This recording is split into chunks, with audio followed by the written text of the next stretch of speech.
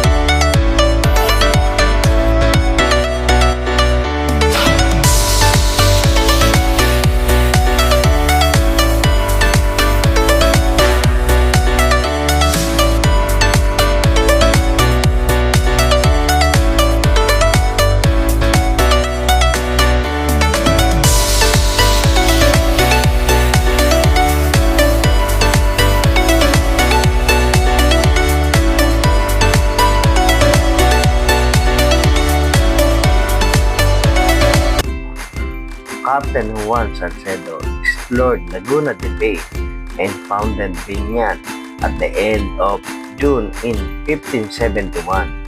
A month after Miguel Lopez de Legazpi established Manila in 1644, Dominican friars turned the area into hacienda known as Hacienda Isidro Labrador de Binyan in honor of Saint Isidore the Laborer.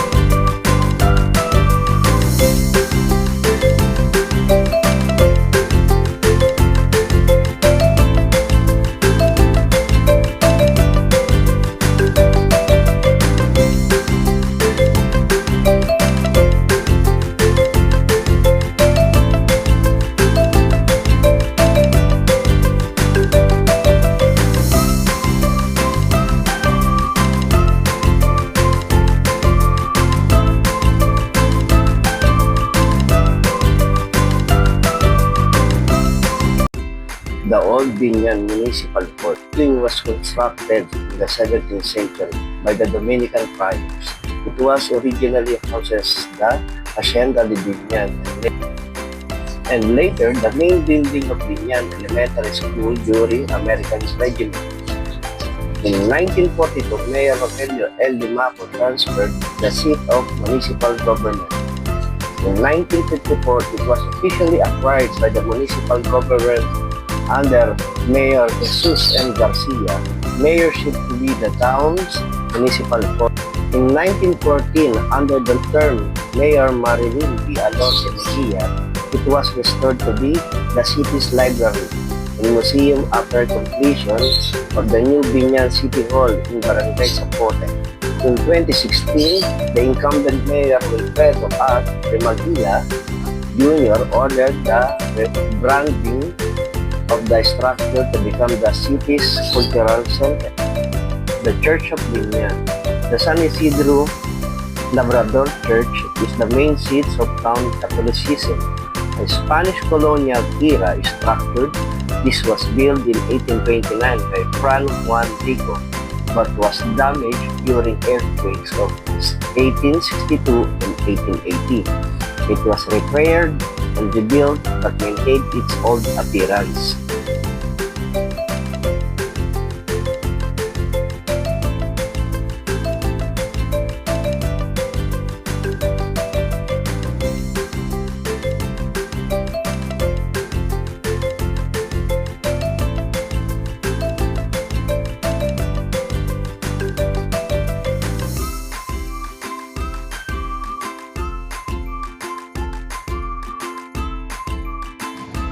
Ayan guys, San Isidro Labrador Chapel, ang patron ng simbahan ng Binyan.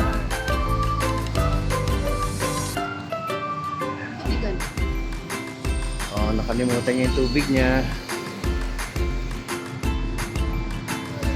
Yan. Yan yung kampana na sinasabi sa libro ng Noli Me Tangere na tinamaan ng kidlat. Pero kasi sa libro ng Noli Me Tangere, ang bayan ng Biñan ay bayan ng San Diego. So nilalarawan sa libro ng Noli Me Tangere na ganito kaganda ang bayan ng San Diego mga panahon na yan sa Noli Me Tangere.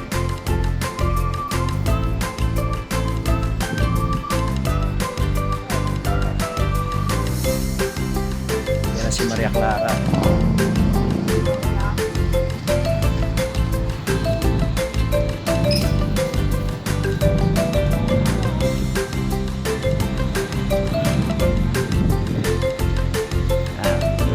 So maliit na background lang, yung bahay na yan, yan yung ancestor house ng mga bahay. Kulang ni Rizal sa side ng kanyang ina.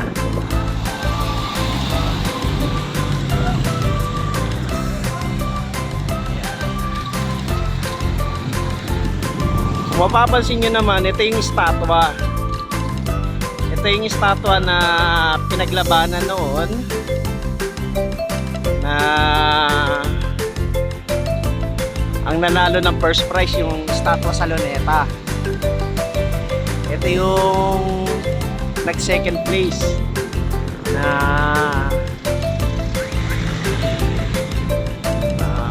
structure ng estatwa. So yan. Sa likod pa rin yan yung bahay ng magulang ni Rizal sa partido ng ina.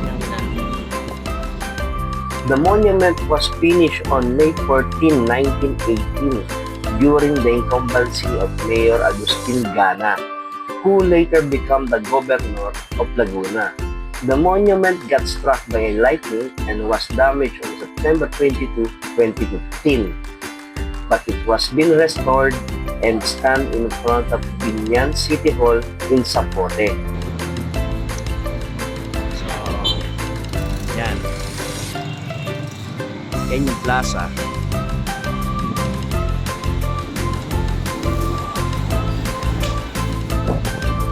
So, pasukan natin yung bahay na kanyang nanay. Pwede ba pumasok? Pwede pumasok. Nakikita nyo may bandila. Yan yung lumang munisipyo ng Biñan eh. Ngayon, House of Tourism na siya eh.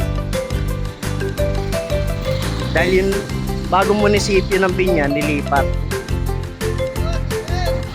So, yan yung estatwa. Ito yung bahay na kanyang magulang. So, itong bahay na to, tinitibag na to eh.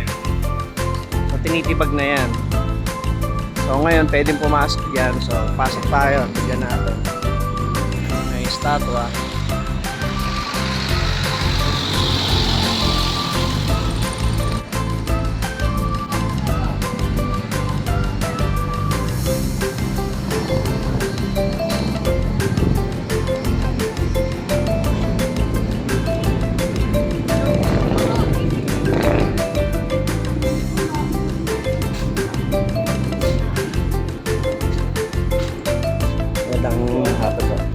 Pwede lang pumasok.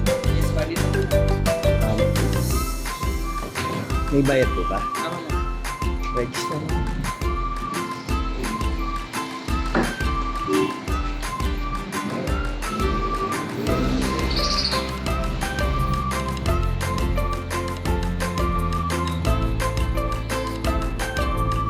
Ilan taon na po kayo?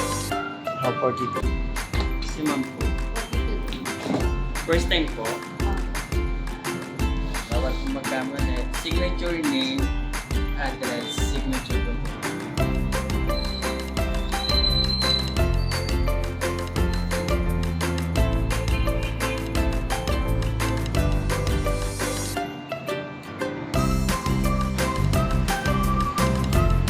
Yan. So, nandito na tayo sa loob ng bahay ng sinasabing magulang ni Rizal. Yan. This is Historical Alberto Mansion, officially inaugurated by Her Excellence Maria Leonor Robredo. So, ito nga yung bahay ng mga Alberto. Oo. Yan.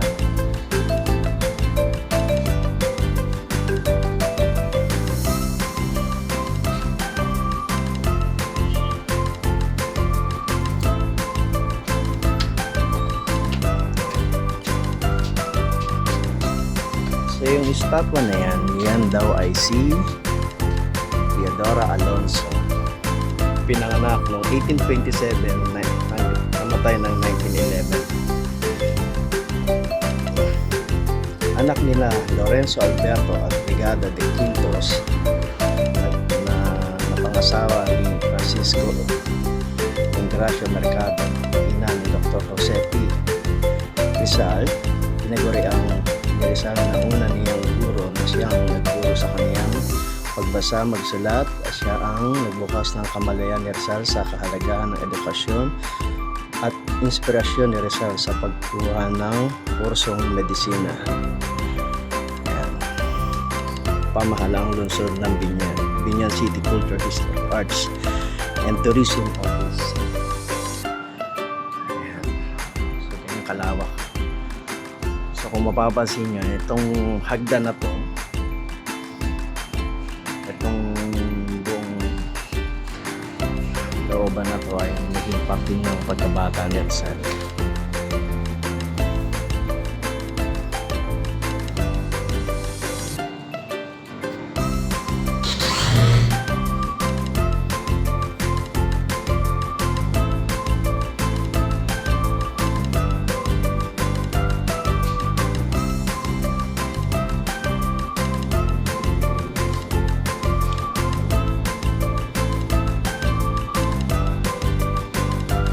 So kung makikita nyo, kung mapapanood nyo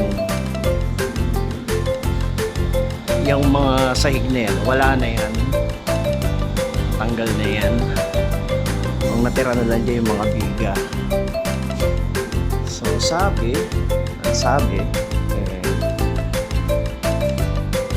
ginawa na lang ng paraan, pati yung mga yung bubong na yan, alam ko baklas na yan, pero kung mapapansin nyo nga, ayan, yan yung mga dingding,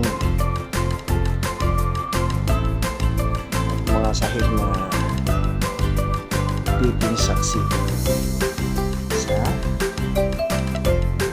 pagkabata niya. So, first time natin pumanik sa tunay na ancestor house.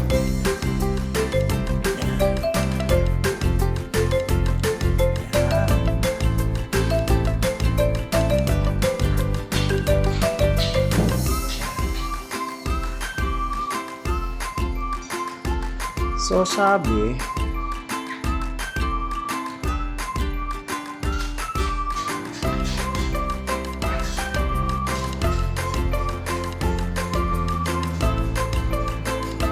lahat ng bagay dito sa loob ng bahay na to ay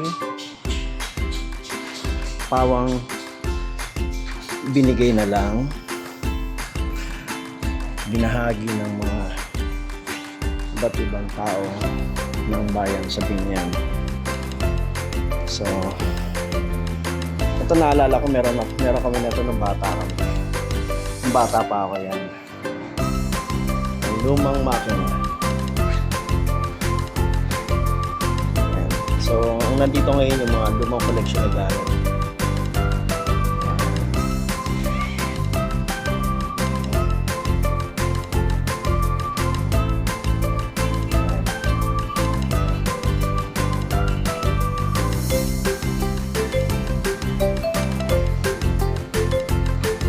Malaking parte ng alaala, nakaraan, ang bahay na to. Ayan, may lumang radyo. Isa rin sa mga tinanasyan niya.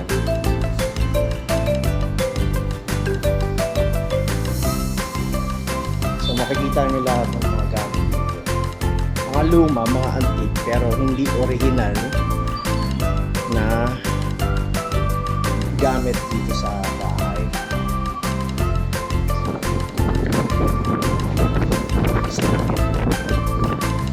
So makikita nyo, ito maganda ang bahay dito sa harap ng bahay nila, ng bahay ng magulang ni Rizal. So yan ang bubungad sa inyo. Napaka-presko. Kung mapapansin mo, kung mabubuhay ka ng 1800s, ayan yan. Yan ang makikita mo. Malawak na lugar. Pero syempre, ng mga panahon na yun, walang mga building. Diba? Ang makikita mo lang yung plaza. At ang malawak na, siguro palayan kasi wala naman talaga mga lumang kabahayan katulad niya. Yan, yung bahay na yan, isa yan sa mga ancestral house dito. Pero kung mapapansin mo, talaga.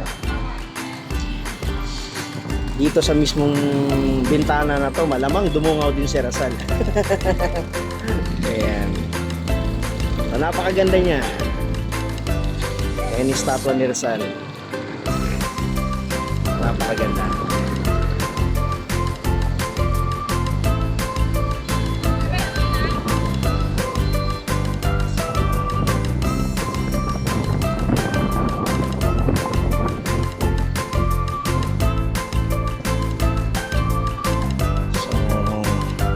Presko, malamig.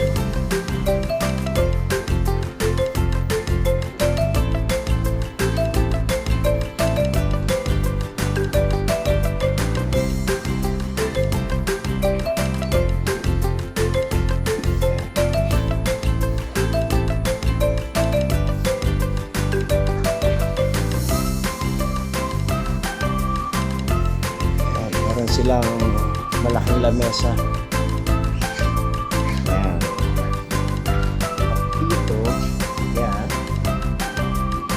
May lamesa na pwede maglaro ng chess.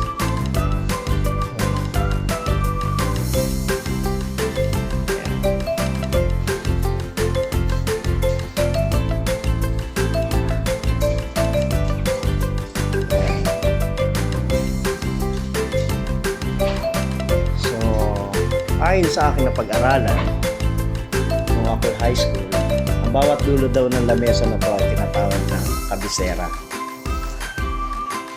Ang nauupo lang sa kabisera ay either ang nanay at ang tatay lang. So ito yung isa sa kwarto. Ayan. Ayan.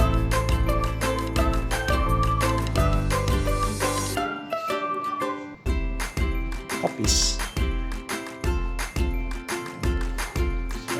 Lampara. Actually, hindi na luma, medyo moderno na yan.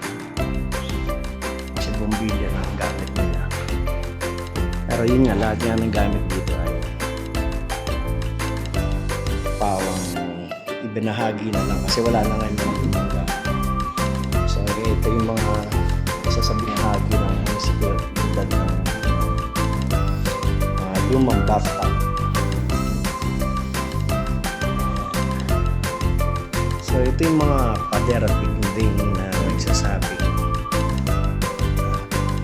bahagi o bahagi ng kabataan ni Rizal. So ito yung kanilang terrace at kung may makikita nyo, mapapansin nyo, may isang malaking rook. May isang malaking rook na nakatayo.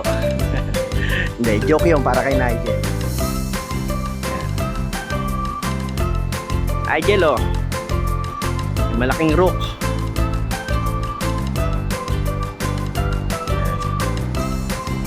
Isa siyang malaking rook.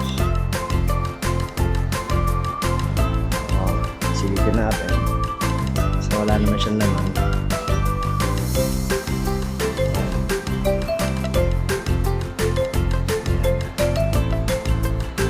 Yung sapin ng bubong na yan, wala na yan eh. Yung sapin ng bubong na yan, wala na yan. Tanggal na yan eh. Hindi ako nagkakamali. Talagang yung mga panahon na yan, way back 2011, talagang unting-unti ng ano tayo, dinidismantle.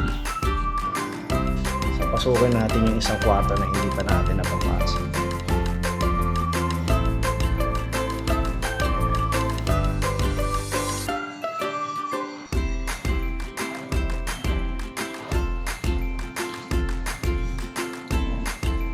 So yan, silip mo sa bintana, yan pa rin yung lumang munisipyo. Ayan. Kung makikita nyo, ganito talaga ang bintana noong unang panahon. Kasi yung ganitong bintana, inabot ko to sa bahay ng mga teteng ko eh. So, pagpasok mo naman dito sa kabilang kwarto, makikita mo yung iba't ibang klase ng carpet.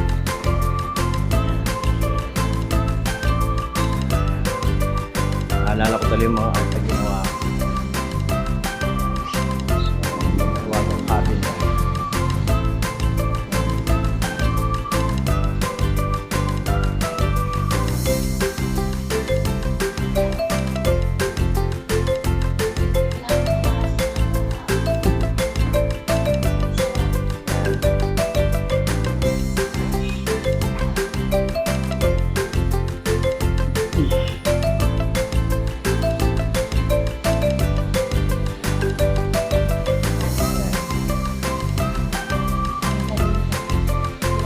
Nabutan ko rin yung ganitong klase ng TV, no?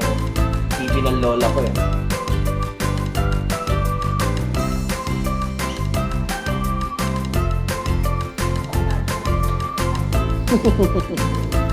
So, ayan.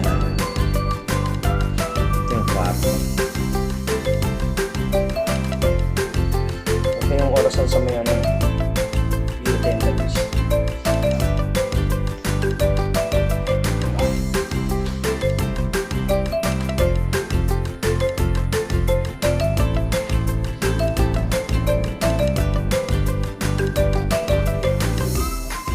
Hindi, mga antique lang. Pero wala na kasing original na gamit na itong bahay. Donation na lang. Kasi totally reconstruct. Ano na ito? Kinibangan.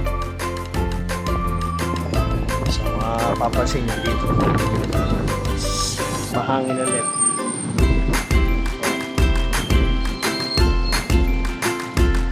Mahangin. Para ako nasa punta nung araw. Diba? Ang pagbukas mo ng bintana, ganito kalamig. Yan ang simbahan ni San Isidro Labrador.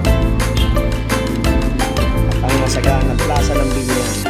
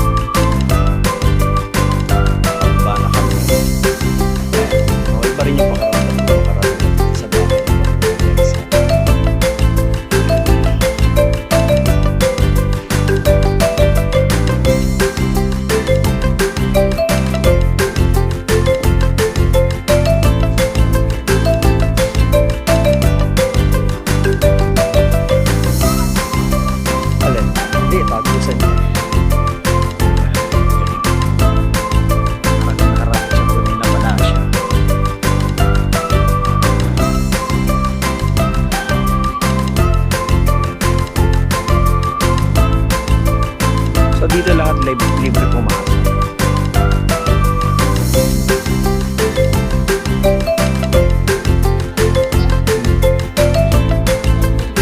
No. Yung kaya nung so eto palabas kami. Yan. Yan.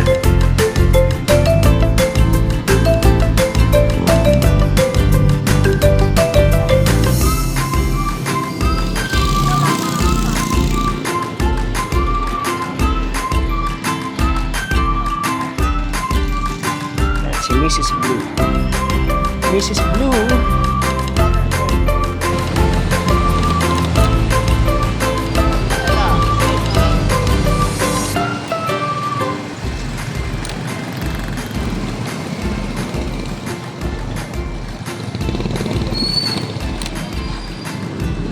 plaza nila.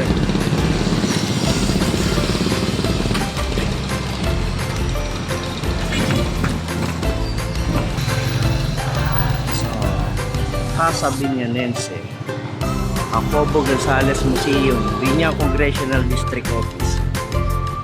Oh, pasok tayo.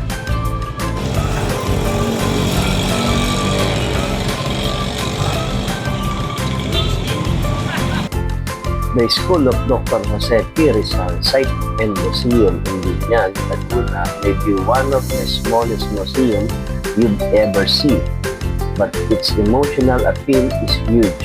A quick field trip to where Jose Rizal had his first formal schooling will pique your interest in enormous things.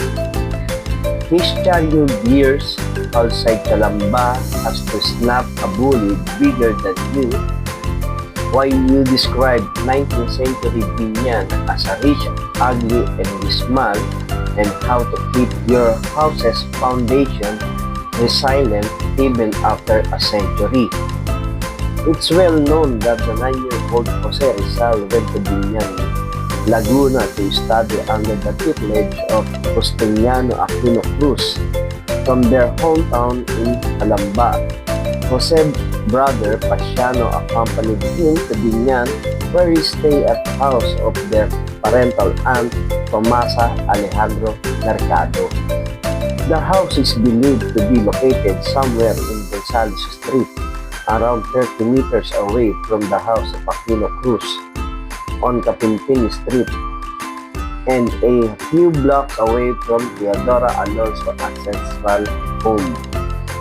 The famous Alberto Mansion, why the young Jose Rizal didn't stay at the Alberto's bahay na bato, even it wasn't found on the Daily Bayan. At Tia Tomasa dining table is another interesting story. Trailing back to the Gonzales, the street modern name was derived from Laguna's former representative, Jacobo Gonzalez, who used to own the 583 square meter lot where the Maestro historic houses can be found. The property was bequeathed to Gonzalez by his uncle, Moises Saraga, the grandson of Aquino Cruz. Ito. Si Rizal na parang Sniper. Si Rizal sa likod ng Biñan.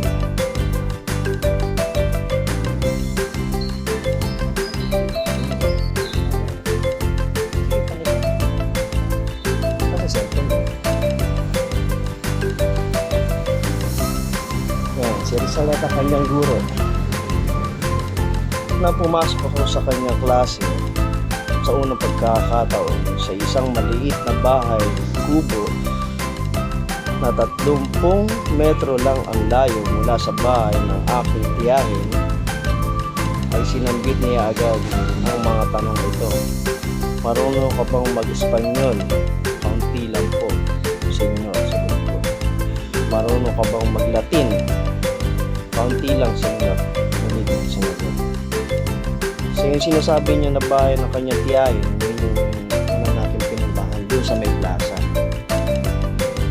Doon siya nanggaling. Siguro kung maglalakad siya mula rito, approximately mga 5 to 10 minutes. So, ito yung bahay na sinasabi na 30 metro ang layo mula sa kanilang bahay.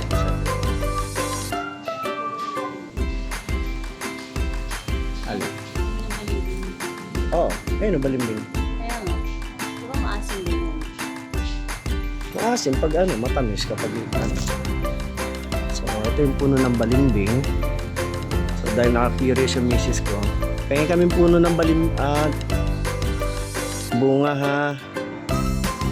Patikim. Salamat.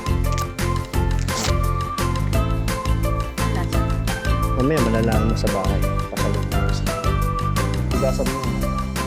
Salamat sa bunga ng balimbing. Malindi. Ito. Si Rizal. Rizal at ang kanyang mga kaklaseng sina Andres at Pedro.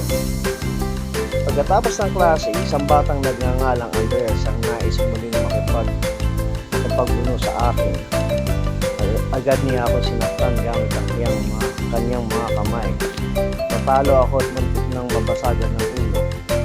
Hindi ko nais na magsayang ng oras sa pagbibilang ng mga pasao o alalahanin. Tigating binanas ko sa mga unang araw ng klase.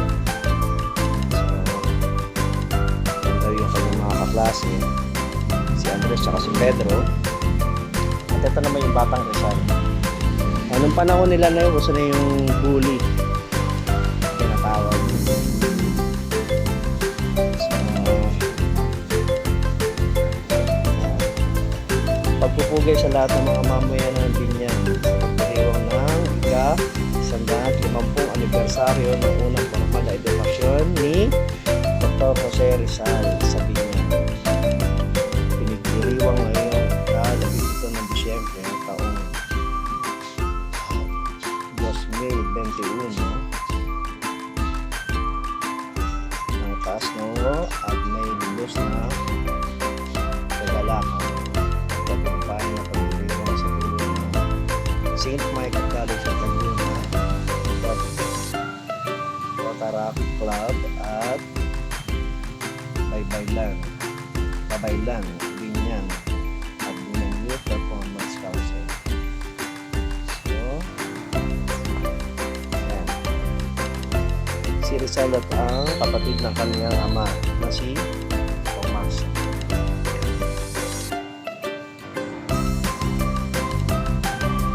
So, yun yung bahay ni Rizal. Hindi naman pala bahay, sorry. Gusto kwelahan. Yan. Siya si Maestro Justanio Aquino E. Cruz. Ano na nga, ayun na nga. Oh. Maestro Justanio Aquino E. Cruz. Kakat-kit eh. Si Rizal ang kaniyang kuya, Pasiano. Rekat. Magulo. Ay, nanggugulo.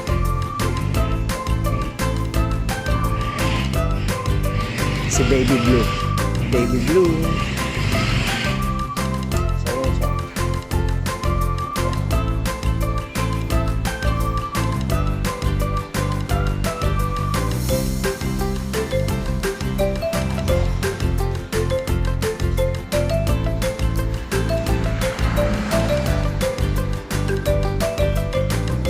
Dati sabi nila ang kulay daw nitong bahay na to is kulay puti. So, pinalitan nila. Kulay brown na ngayon.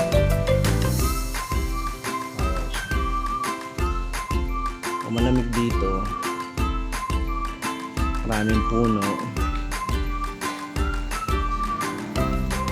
Yung asawa ko, ang ganda. Nag-enjoy sa field trip niya. Kasi nung bata siya, di nakasama sa field trip dito sa Binyan. O kaya ngayon malaki na, pini-field trip ko na siya.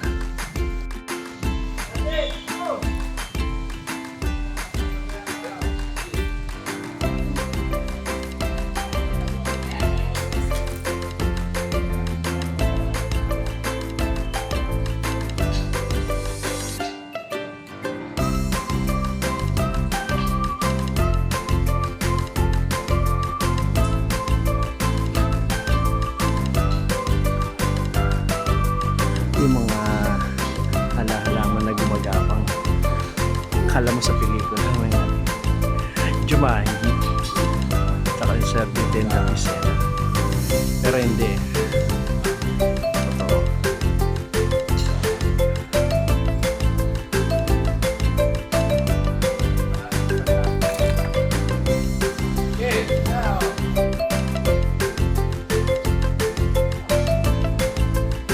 So ayan, Southern Luzon Alliance of Museum, established 2001.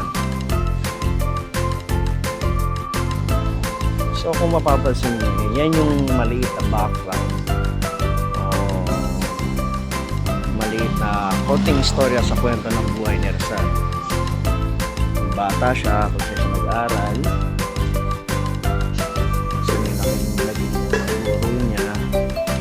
At the same time, yung bahay ng kanyang ina.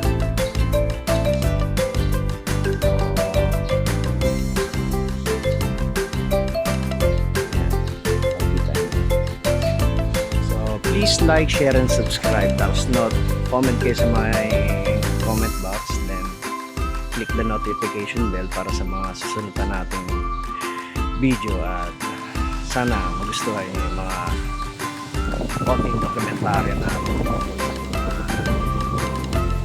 sa bayan. So, marami pa tayong matapit. Marami pa tayong gagawin ng vlog regarding sa mga ito na yan. So, umpisa pa lang ito ng dokumentaryo natin tungkol sa mga bayani na Pilipinas. I hope na nagustuhan niyo. Bye-bye!